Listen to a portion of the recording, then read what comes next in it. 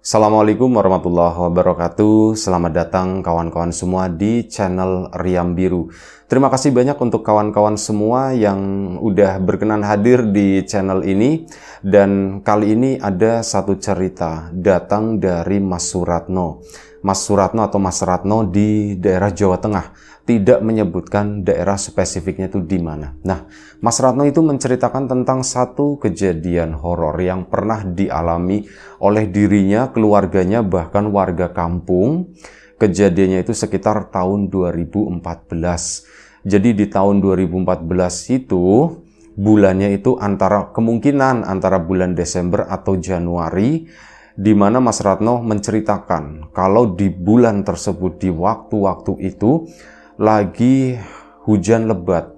Hujan itu lagi banyak-banyaknya. Hampir setiap hari itu turun hujan. Nah, di tahun-tahun sebelumnya, ini kalau misal hujan lagi lebat-lebatnya seperti itu, Mas Ratno itu kan tinggalnya di daerah yang secara topografi itu naik turun gitu ya, di daerah pegunungan. Nah, lagi musim penghujan semacam itu, ini sering terjadi longsor. Dan ya bukan longsor besar gitu ya, longsor-longsor kecil, cuman sering aja gitu ya. Cuman alhamdulillahnya memang yang longsor itu bukan di daerah pemukiman, tapi misalkan di daerah perkebunan atau di area jalan yang dilewati oleh warga kayak gitu. Itu udah kayak menjadi satu kebiasaan. Kalau misal ada yang dengar, ada yang bilang gitu kan, ada longsor di sana gitu ya, di mana, ya warga pun udah terbiasa dan siap untuk bergotong royong untuk membetulkan, misalkan itu memang sarana umum kayak misalkan jalan atau apa, itu ya dibersihkan. Kalau misal kayak di kebun-kebun kayak gitu yang nggak terlalu fatal, ya dibiarin aja begitu kata warga. Nah, di tahun itu 2014 tersebut pernah terjadi sesuatu yang bikin heboh kampungnya Mas Ratno. Longsor yang tidak biasanya. Jadi yang longsor itu adalah sebuah makam. Nah, di kampungnya Mas Ratno, makam itu agak sedikit ke atas. Jadi kayak di ujung kampung gitu kan. Ini agak sedikit naik ke atas sana lah. Nah, itu makam tersebut awalnya itu nggak ada yang nggak ada yang tahu, karena itu hujan selama 2 hari gitu. Ini tuh hujan lebat, berhenti, hujan lagi kayak gitu, nanti berhenti lagi, dan nggak ada yang ngerti, nggak ada yang tahu masalah kuburan itu tuh longsor. Soalnya apa? Lokasi makam itu adalah lokasi yang jarang dilewati oleh warga. Bukan jalur utama yang sering dipakai warga, misal ke kebun atau kemana gitu, enggak. Ini kayak ke sana mentok makam, udah nggak ada jalan lagi. Daerahnya pun juga daerah gelap, vegetasinya itu rapat, dan kalau misal orang di kampungnya Mas Ratno ke situ sendirian, ya rata-rata mereka takut lah, kecuali memang orang yang berani-berani banget gitu ya. Kalau orang-orang biasa termasuk Mas Ratno sendiri, misalkan disuruh, "No, sana ke kuburan," gitu ya. "Ngapain Pak? Nongkrong aja di situ." Ya nggak bakalan berani, kecuali di misalkan waktu-waktu nyekar gitu ya, malam Jumat Kliwon atau Jumatnya itu baru ramai warga itu pada ke sana. Tapi di hari-hari biasa di mana nggak ada orang ke situ, boro-boro, itu tuh serem pokoknya. Kuburan itu siang aja itu rasanya gelap ya, karena ketutup itu tadi pohon-pohon besar kanan kirinya. Cuman di bagian ujung sana itu nggak ada pohon sama sekali, dan berdekatan dengan jurang yang memang nggak terlalu dalam, paling sekitar 6 atau 7 meter gitu ya. Nah, di musim penghujan tersebut longsorlah yang di bagian ujung sana. Brek, longsor bawah ke situ. Gak ada yang tahu kapan longsornya, tapi beberapa setelahnya gitu ya, beberapa waktu kemudian warga itu kebetulan memang ada yang lewat di area belakang makam di sana, lewat di bawahnya. Ini dari kejauhan udah kelihatan itu kok kayak longsor, kayak banyak sampah-sampah bergelantungan nempel di itu. Itu bukan sampah, itu adalah kain mori atau kain kafan. Itu pada gelayutan di situ kan. Itu apa? Lah, makam gitu kan. makamnya longsor. Akhirnya mendekat ke sana memastikan dan memang benar itu adalah makam yang longsor tadi. Jumlah yang jatuh, yang longsor itu belasan katanya, ya hampir 20 atau mungkin ada 20 lebih, cuman nggak ketahuan gitu aja. Ini kan akhirnya ke sana, laporan ke warga, kuburan longsor gitu, kuburan longsor. Sementara memang waktu itu kan masih sering turun hujan, tanah juga lagi basah, lagi yang nggak stabil juga waktu itu. Warga pun, aduh gimana sempat ragu kan, cuma kayak ya udah kita ke sana yuk. Kita pindahin gitu ya, kita pindahin itu udah makam nggak bisa dibenerin, udah longsor kayak gitu susah. Kita pindahin yang itu, yang pada berjatuhan itu. Akhirnya warga pun kumpul, semuanya dikumpulin, terutama ya orang-orang yang punya kerabat atau keluarga meninggal di sana. Soalnya kan ini tuh kita nggak tahu, kain kafan itu kan nggak ada namanya gitu ya. Oh ini si ini, bin ini, itu nggak ada, adanya kan di nisan. Begitu longsor brek ke gulung-gulung kayak gitu, misalkan jatuh, kita nggak tahu ini punya siapa gitu. Ya sudah, akhirnya warga kan dikumpulkan, udah ke sana, kesitulah warga pada ngambilin itu tadi mayat-mayat yang ya pokoknya jenazah-jenazah itu, yang ada yang udah hancur, ada yang cuma tinggal kerangka doang. Cuma kainnya doang, kerangkanya entah kemana.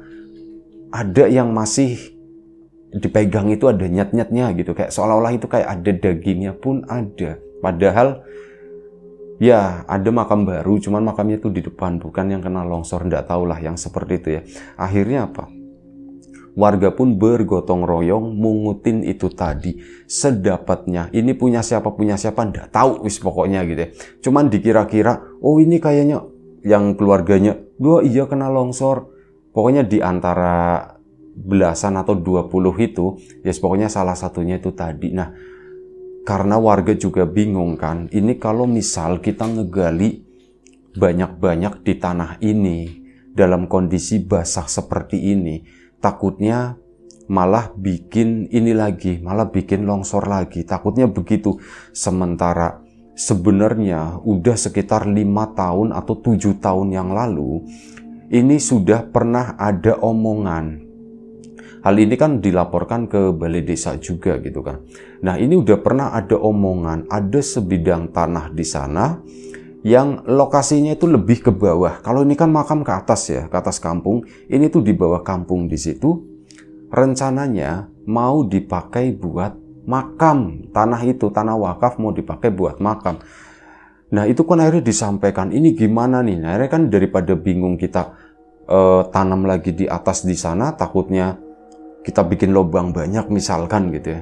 Nggak stabil lagi, brek lagi, repot gitu. Jadi akhirnya warga pun sepakat dan keluarga, meskipun ada 1-2 yang agak keberatan gitu ya, tapi akhirnya ya udah sepakatnya kita pindah ke bawah aja, ke sana ke makam baru katanya. Akhirnya sudah semuanya itu digotong ini ya, manual gitu, ada yang pakai tangan, ada yang sampai atas itu pakai motor biar agak lebih cepat gitu. Itu dipindah ke kuburan baru. Kuburan baru tanahnya itu lokasinya tuh lebih enak gitu. Memang agak sedikit masuk ke sana, cuman lokasinya tuh enak, datar. Jadi kalau misal makamin itu juga nggak perlu naik-naik ke atas dengan jalanan sempit yang susah lah pokoknya kalau makamin itu. Nah ini tuh, wah makamnya tanahnya tuh lebih enak. Akhirnya keluarga yang tadinya nggak setuju pun pada setuju, dipindahlah di situ semua. Nggak tahu namanya siapa, ini punyanya siapa gitu. Wis pokoknya tanam begitu sedapatnya. Udah kan, udah selesai. Malam harinya itu diadakan kayak semacam doa bersama, warga itu ngumpul. Tapi kalau nggak hujan waktu itu, dan alhamdulillah malam harinya itu nggak hujan, akhirnya diadakan doa bersama tadi. Udah semuanya pun bubar masing-masing. Nah ini ada satu kejadian menarik sebelumnya, sebelum longsor itu terjadi. Kemungkinan sebelum longsor itu terjadi, karena longsornya kapan pun nggak ada yang tahu. Entah semalam, entah kemarin, atau kemarinnya lagi gitu, nggak tahu. Nah ini kakeknya tadi Mas Ratno, ini pernah cerita, pernah ngomong ke bapaknya Mas Ratno. Misal bapaknya namanya siapa ya? Siapa ya? Edi wis lah, gak mau susah, mau Ranto nanti sama-sama Ratno mirip gitu kan. Jadi Edi aja, Pak Edi. Nah, si kakeknya tuh sempat ngomong, "Di, bapak itu aneh, bapak itu ngimpi," katanya begitu kan. "Ngimpi apa, Pak?" gitu.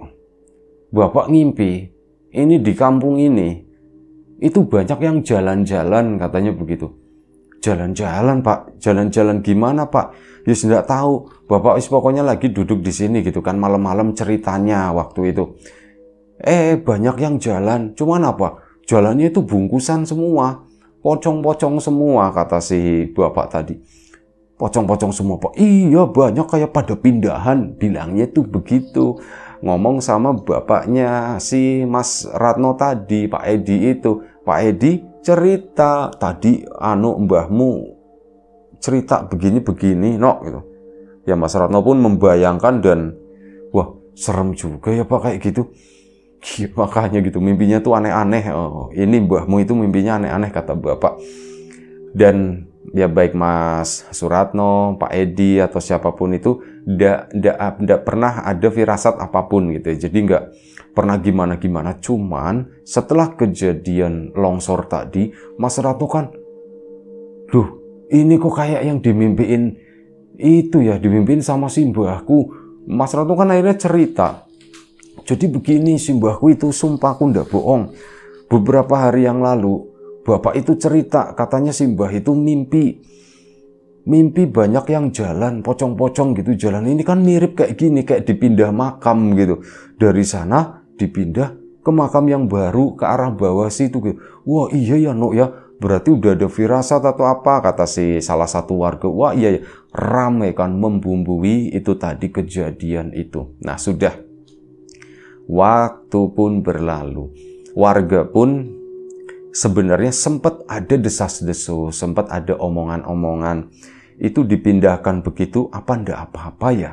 Apa masih ada yang ketinggalan di sana ya? Nanti kalau yang ketinggalan di sana, kalau malam-malam jalan sendiri gimana?" "Malam-malam jalan sendiri gimana, Mbak Yu?" katanya kan begitu kan, ibu-ibu biasa kalau ngobrol. "Ya kan kalau malam-malam jalan sendiri itu kan yang ditinggalin di sana, asem aku ditinggalin gitu kan, yang lain pada diangkatin aku enggak.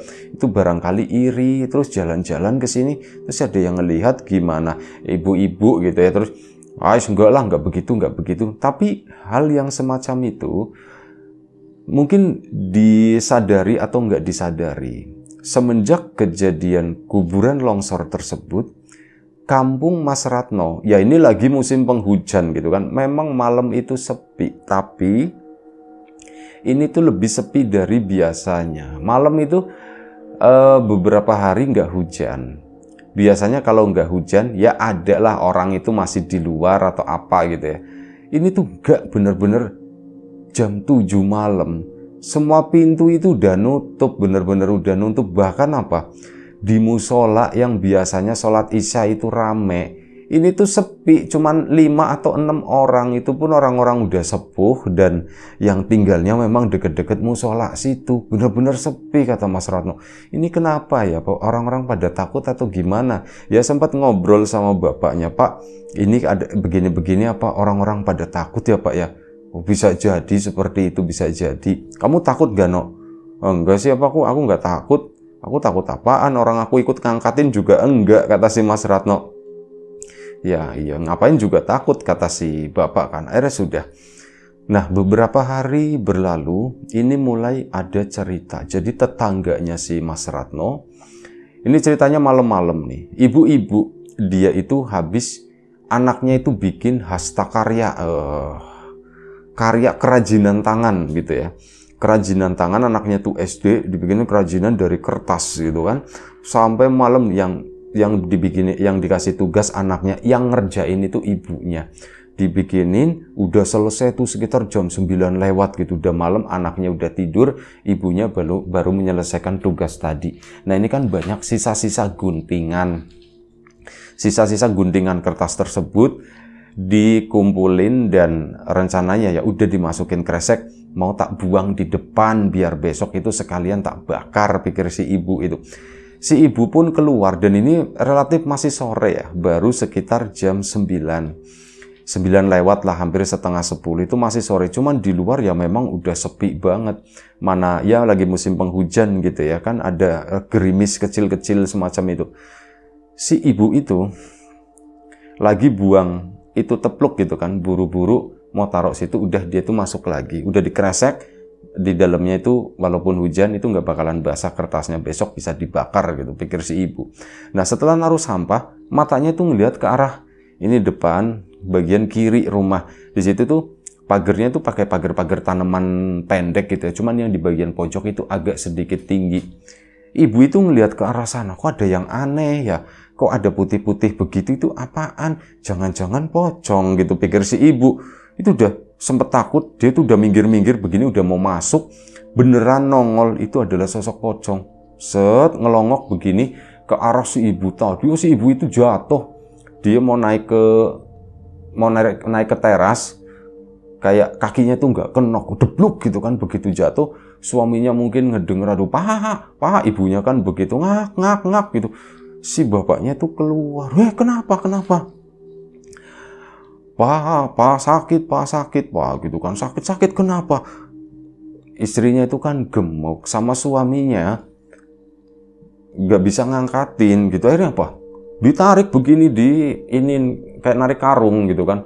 Pak, aduh aku kok ditarik begini pakai karung, pak ya karung. Ya susah, kamunya berat, udah yang penting masuk dulu, jangan teriak-teriak di luar. Udah begitu masuk, pintu pun ditutup. Kamu kenapa? Begitu udah sampai di dalam, istrinya tuh sembuh. Pak sampean ngapain aku ditarik-tarik kayak karung begitu, pak? Lah ya kamunya nggak bisa bangun. Aku bukannya nggak bisa bangun, pak. Tadi tuh sakit. Dan aku mau bangun, kata si istrinya. Sampean keburu narik begitu. Malah yang ada ribut dulu selama beberapa saat. Anak-anaknya pun pada bangun. Dan setelah itu baru cerita, oh iya pak, tadi aku itu ngelihat pak gitu. Aku itu ngelihat apaan? Ada pocong pak di depan pak. Jadi kamu jangan ini gitu, jangan bikin gimana gitu. Ini anak-anak mau pada bangun nanti pada takut gitu. Sumpah pak, aku ndak bohong pak. Itu pocongnya tuh ngelongok begini pak, itu di pojokan sebelah kiri, kata si ibu itu. Ya anak-anaknya pada ketakutan gitu kan. Akhirnya sudah, udah tidur kata si bapak.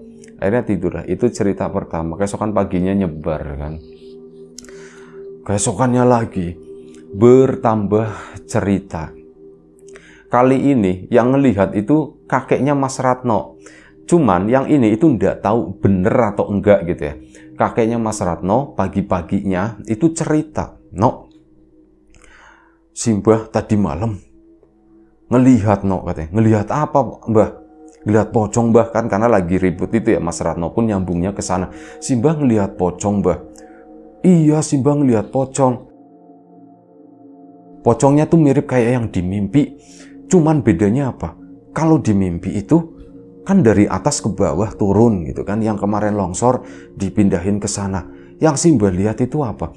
Dari bawah ke atas, no. Itu jangan-jangan mereka nggak betah kali ya di sana ya, no ya.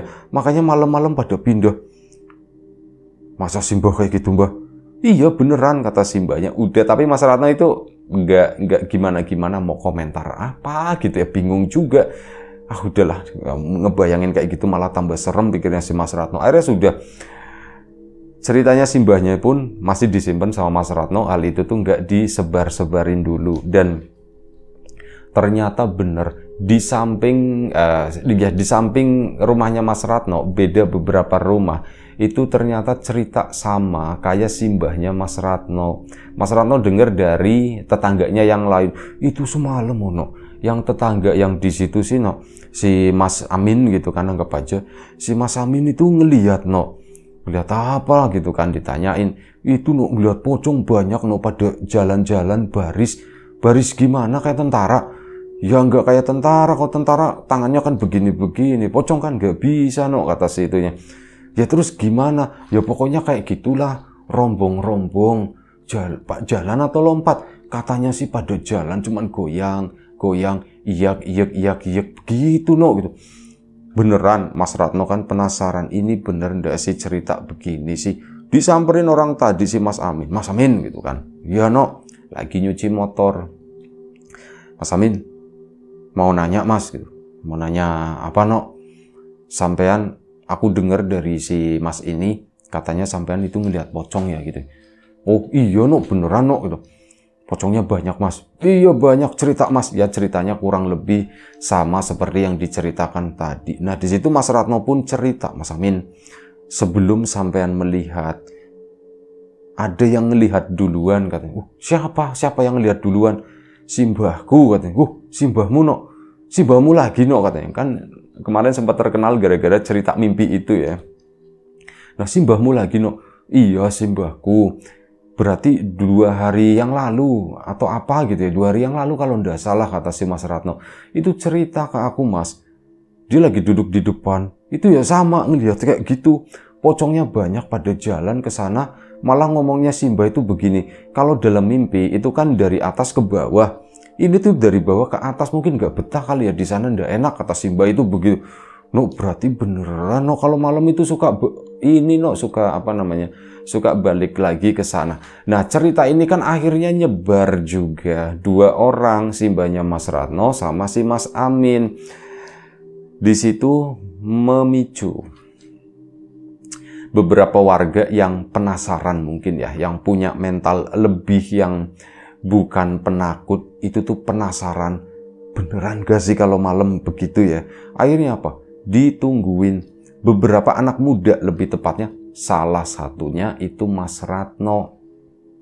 Mas Ratno ikut duduk di sana, cuman di rumah tetangga, bukan di rumah sendiri. Izin sama bapaknya, Pak, aku mau melekan di rumahnya si itu. Gitu.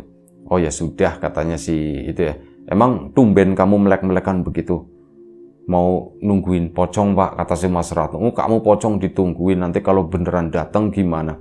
Akhirnya Mas Ratno pun di situ ditungguin sampai jam 11. Sampai jam 12, pocong itu nggak nongol-nongol, kok lama banget. Wah, nggak ada nih, kayaknya mungkin malam ini nggak pindah kali atau gimana gitu ya. Itu ditungguin lama banget sampai itu tadi ya, sampai tengah malam. Akhirnya apa? Mas Ratno pun memutuskan untuk pulang karena dia itu nggak biasa begadang. Ini di tempat itu, begadangnya itu pada teplek gitu, pada mainan kartu. Mas Ratno nggak bisa, akhirnya nggak betah di sana kan, cuman diem aja ngeliatin main kartu begitu. Lah, aku pulang lah kata si Mas Ratno. Ya no, hati-hati no. Ya, pulanglah si Mas Ratno.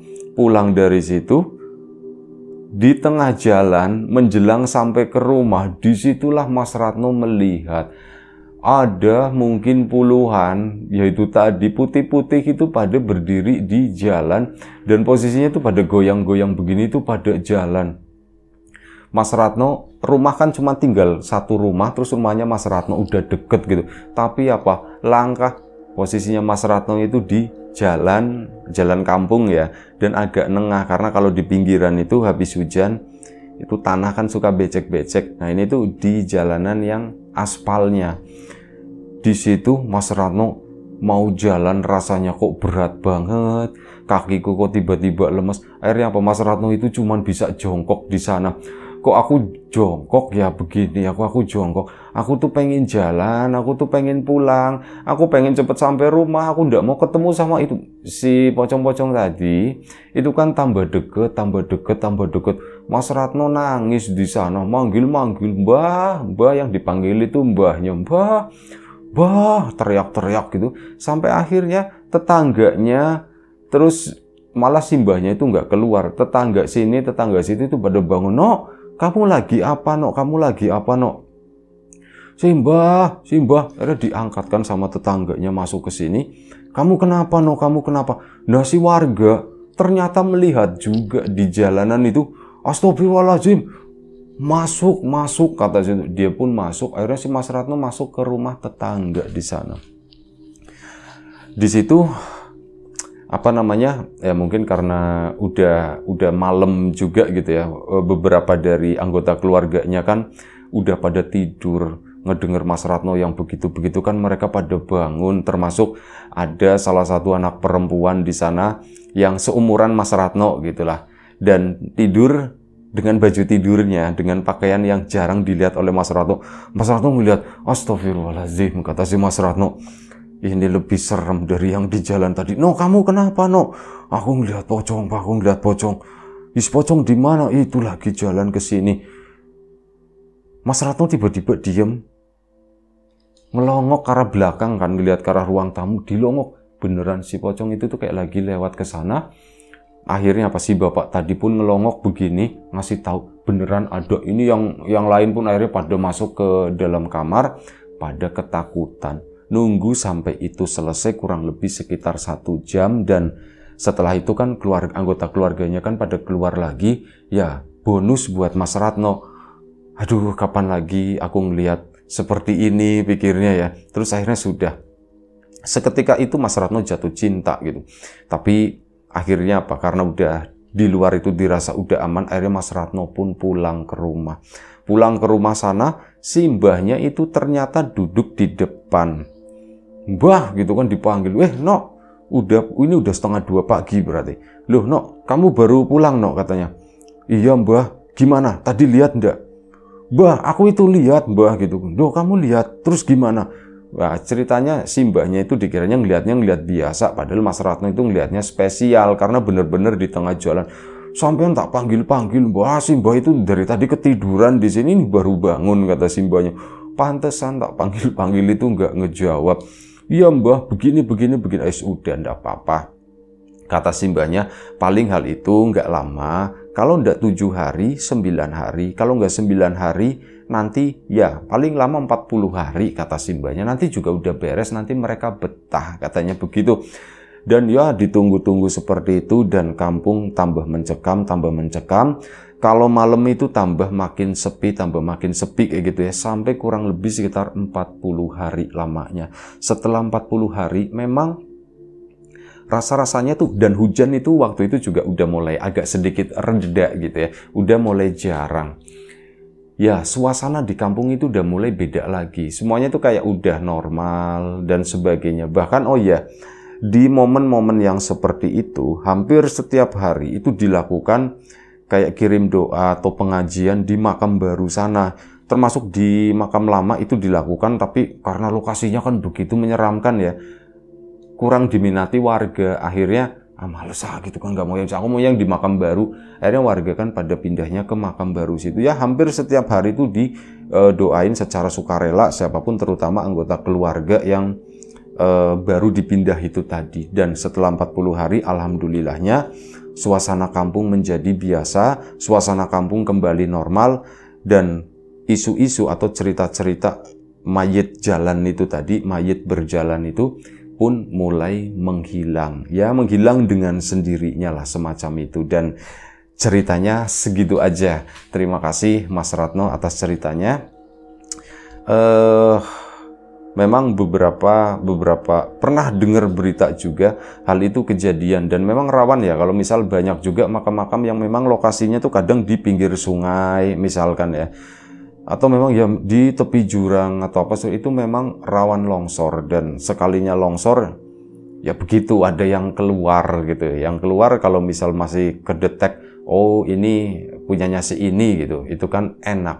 Nah ini keluar udah campur aduk, ada berapa puluh, itu kan kita nggak tahu ini siapanya. Itu bikin bingung lah kayak gitu. Dan ya itu aja, terima kasih Mas Ratno ceritanya, semoga menemani malam kawan-kawan. Kalau nontonnya siang ya menemani kawan-kawan beraktivitas. Terima kasih banyak untuk kawan-kawan semua yang udah kasih support, udah kasih dukungan apapun itu bentuknya. Terima kasih banyak. Kawan-kawan yang udah ngasih like, udah nge-share ke yang lainnya, kawan-kawan yang udah ninggalin komentar juga terima kasih banyak. Kawan-kawan yang sudah memesan bawang gorengnya bijinya lagi nggak berada di sini, lupa nggak di set gitu ya. Itu juga terima kasih banyak. Yang belum memesan, monggo dipesan.